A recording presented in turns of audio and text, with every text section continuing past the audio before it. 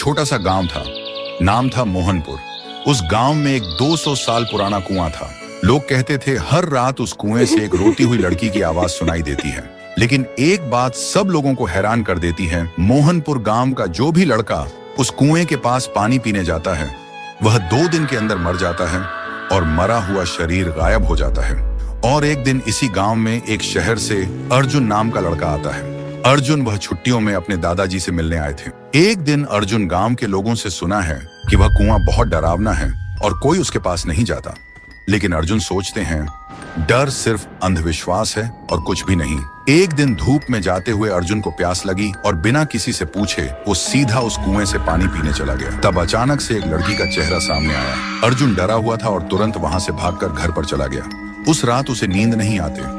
हर समय उसे लगता है कोई उसे देख रहा है और कोई बुला रहा है। अब उसे भी डर लगने लगा था। फिर सुबह अर्जुन ने एक बुजुर्ग से पूछा, चाचा ये कुआं इतना डरावना क्यों है? चाचा ने बोला, यह कुआं बहुत पुराना है।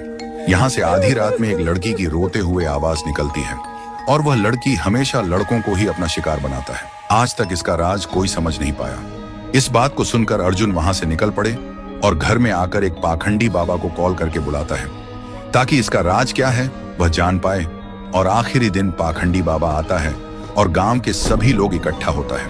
पाखंडी बाबा उस कुएं को देखकर कांपते हुए कहता है कि यह तो बहुत ही भयानक है।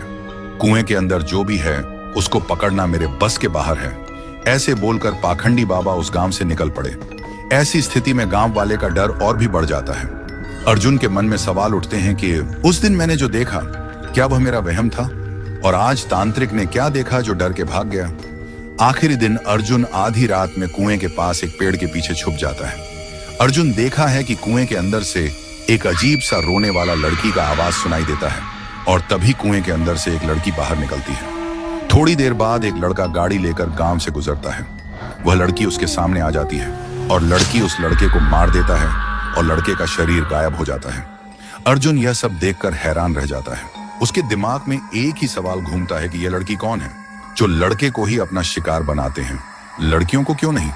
तो दोस्तों, अगर आपको जानना है कि उसे कुएं में वह लड़की कौन था और वह सिर्फ लड़कों को ही क्यों अपना शिकार बनाती है तो कमेंट करो, पार्ट 2 चाहिए।